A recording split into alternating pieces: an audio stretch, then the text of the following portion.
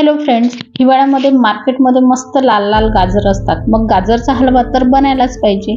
आज मी तुम्हाला कुफरी हर्षामध्ये 1 किलो गाजरचा हलवा कमी तुपामध्ये दाणेदार आणि एकदम मेल्ट इन माउथ कसा बनवायचा त्यासाठी काही टिप्स आणि ट्रिक्स सांगणार आहे।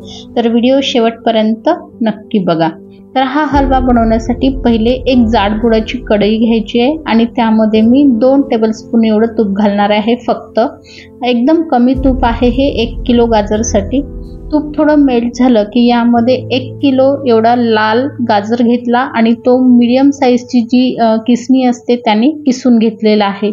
एकदम जाड पण नाही किसायचं आणि एकदम बारीक पण नाही किसायचं, मीडियम साईजच्या किसणीने किसलेला आहे। तुपामध्ये आता एकदम लो फ्लेमवर हे गाजर आपल्याला 3 ते 4 मिनिटांपर्यंत परतून घ्यायचे आहेत। तर गाजर जेव्हा तुपामध्ये परततो तेव्हा त्याचा कलर चेंज होतो हळूहळू। पहिले याचा कलर जो आहे तो लाल आहे, आता लाल आपण गाजर घेतलेले आहेत आणि जसं जसं आपण याला तुपामध्ये परतू तसं तसं याचा कलर जो आहे तो चेंज होऊन ऑरेंज होणार आहे। तर आपल्याला जोपर्यंत हे गाजर ऑरेंज कलरचे होत नाही तोपर्यंत सतत फिरवत परतून घ्यायचे आहेत। गाजरला लवकर ऑरेंज कलर यायला पाहिजे म्हणून आपण याला झाकण ठेवून वाफ काढून घेणार आहोत। तर झाकण ठेवून 2 ते 3 मिनिटं वाफ काढून घेऊया। तर 2 मिनिटं मी वाफ काढली आहे झाकण ठेवून आणि तुम्ही इथे बघू शकता आता गाजराचा जो कलर आहे तो थोडा चेंज झालेला आहे, ऑरेंज असा कलर आलेला आहे, पण एकदम ऑरेंज नाही आलेला आहे। आणि जेवढे आपण गाजर किसून टाकले होते ते थोडे श्रिंक झालेले आहे, त्याचं व्हॉल्यूम सुद्धा कमी झालेला आहे। तर अजून 1 ते 2 मिनिटं याला परतण्याची गरज आहे म्हणून झाकण ठेवून मी परत 2 मिनिटं वाफ काढून घेते। तर 3 मिनिटं आता मी झाकण ठेवून वाफ काढून घेतली आहे या गाजरच्या केसला। आणि आता तुम्ही इथे बघू शकता पहिलेपेक्षा जास्त ऑरेंज कलर आलेला आहे। गाजर परत श्रिंक झालेले आहेत म्हणजे त्याचा व्हॉल्यूम कमी झाला आहे आणि ते सॉफ्ट सुद्धा झालेले आहेत। तर चम्मच जेव्हा आपण याच्यामध्ये फिरवतो तेव्हाच आपल्याला कळतं की गाजर सॉफ्ट झाले, तरी पण एकदा चेक करून घ्यायचं आहे। जवळपास 30 to 40% हे गाजर शिजले पाहिजे। असं बोटाने दाबून बघायचं, तुटत असेल इझिली तर आपले गाजर शिजलेले आहेत।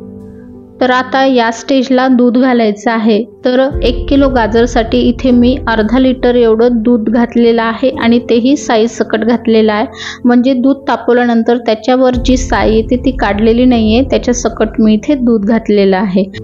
जर कमी तुपामध्ये तुम्हाला हलवा बनवायचा असेल तर त्यामध्ये तुम्ही 1-2 चम्मच साय घालायची, त्यामुळे हलवा टेस्टी आणि दाणेदार बनतो। ही पहिली टिप आहे। दूध घातल्यानंतर व्यवस्थित मिक्स करून झाकण ठेवून घ्यायचं आणि आता लो फ्लेमवर 10 ते 12 मिनिटं हा हलवा आपल्याला दुधासोबत बॉईल करायचा आहे, म्हणजे किसलेलं जे गाजर आहे ते। तर जोपर्यंत दूध आटत नाही तोपर्यंत आपल्याला लो फ्लेमवरच हे शिजवून घ्यायचं आहे। तर शिजवताना मध्ये मध्ये झाकण काढून 2-3 मिनिटांनंतर प्रत्येक 2-3 मिनिटांनंतर हे फिरवत राहायचं, जेणेकरून जे दूध आहे ते कढईच्या बेसला चिटकणार नाही। तर अशा प्रकारे मी बघा 11 ते 12 मिनिटांपर्यंत हे दूध आणि गाजर शिजून घेतलेलं आहे। आणि तुम्ही इथे आता बघू शकता यामध्ये जे दूध टाकलं होतं ते पूर्णपणे सुकून गेलेलं आहे। थोडंसं मॉइश्चर आहे ते आपल्याला हवंच आहे, कारण या स्टेजला आता दुसरी टिप म्हणजे चम्मचनी जे गाजर टाकलेले आहेत ते अशा प्रकारे मॅश करून घ्यायचे। जे किसून टाकलेले गाजर आहेत त्यामुळे तुटतात आणि एकदम दाणेदार असा हलवा तयार होतो। जर तुम्हाला परफेक्ट दाणेदार आणि ज्युसी असा गाजरचा हलवा हवा असेल तर ही स्टेप करणं महत्त्वाचं आहे। यामुळे जे किसून टाकलेले गाजरचे जे रेषे आहेत ते तुटतात आणि हलवा जो आहे तो मस्त एकदम दाणेदार आणि ज्युसी होतो। तर इथे बघू शकता आता दूध पूर्णपणे सुकून गेलेलं आहे आणि आता या स्टेजला साखर घालायची आहे।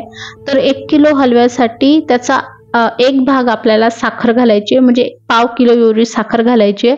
तसं साखरेचं प्रमाण तुम्ही आपल्या आवडीनुसार कमी जास्त करू शकता। मी 1 पावच्या कमी साखर घातलेली आहे, कारण मला हलवा जास्त गोड आवडत नाही, जास्त गोड झाला की खाणं होत नाही। तर साखर घातल्यानंतर जसं आपण याला लो फ्लेमवर शिजू मिक्स करत शिजवायचं आहे, तसं हे साखर मेल्ट होईल आणि या हलव्याला परत पाणी सुटणार आहे। साखर टाकल्यामुळे तुम्ही इथे बघू शकता हलव्याला पाणी सुटलेलं आहे। जशी जशी साखर मेल्ट होईल तसं या हलव्याला पाणी सुटेल। तर जोपर्यंत हे साखरेचं पाणी पूर्णपणे सुकत नाही तोपर्यंत लो फ्लेमवरच हलवा फिरवत फिरवत परतून घ्यायचा आहे। त्याआधी यामध्ये मी वेलची पावडर टाकत आहे। या स्टेजला वेलची पावडर टाकल्यामुळे हलव्यामध्ये वेलचीचा खूप मस्त फ्लेवर येतो। तसं तुम्ही यामध्ये जायफळ पावडर सुद्धा थोडं टाकू शकता फ्लेवरसाठी। तर आता इथे बघू शकता साधारणतः 2 ते 3 मिनिटं मी लो फ्लेमवरच परतून घेतलं आणि याच्यामधलं पाणी जे आहे साखरेचं ते सुकलेलं आहे, बघू शकता तुम्ही इथे। आणि जो हलवा आहे तो थोडं थोडं तूप रिलीज करायला सुरुवात केलेली आहे। या स्टेजला आता ड्रायफ्रुट्स घालायचे आहे। तर आपल्या आवडीनुसार कुठलेही ड्रायफ्रुट्स तुम्ही टाकू शकता। हे ड्रायफ्रुट्स तुम्ही तुपामध्ये तळून सुद्धा टाकू शकता, पण आज कमीत कमी तुपाचा वापर करून हा हलवा बनवत आहे मी, त्यामुळे ड्रायफ्रुट्स तसेच टाकलेले आहेत बारीक चॉप करून। ड्रायफ्रुट्स टाकल्यानंतर 1-2 मिनिटांपर्यंत परतून घ्यायचं लो फ्लेमवरच। हलवा करताना सगळ्यात महत्त्वाची टिप म्हणजे लो फ्लेमवर करावा, त्याने हलव्याची टेस्ट जास्त वाढते। तर 1 मिनिटापर्यंत मी ड्रायफ्रुट्स टाकल्यानंतर हा हलवा परतून घेतला आहे। आता चौथी टिप म्हणजे जर हलवा तुम्हाला एकदम रेस्टॉरंट सारखा दाणेदार, ज्युसी आणि शाईन करणारा हवा असेल तर अर्धा चम्मच इथे तूप घालायचं आहे। टोटली ऑप्शनल स्टेज आहे, पण या स्टेजला तूप घातल्यामुळे हलव्याचा कलर चेंज होतो, डार्क होतो आणि एकदम हलव्याला शाईन येते। तुम्ही इथे बघू शकता। तर एकदम ज्युसी आणि दाणेदार असा गाजरचा हलवा आपला तयार झालेला आहे।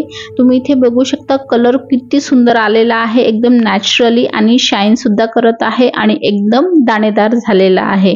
तर तुम्ही ही रेसिपी नक्की करून बघा। याआधी मी गाजराचा हलवा कुकरमध्ये इन्स्टंट कसा बनवायचा त्याची रेसिपी सुद्धा अपलोड केलेली आहे, तो व्हिडिओ नसेल बघितला तर तो सुद्धा बघा आणि दोन्ही हलवा ट्राय करून बघा। व्हिडिओ आवडला असेल तर लाईक आणि शेअर नक्कीच करा। परत भेटूया अशाच एका रेसिपी सोबत। धन्यवाद।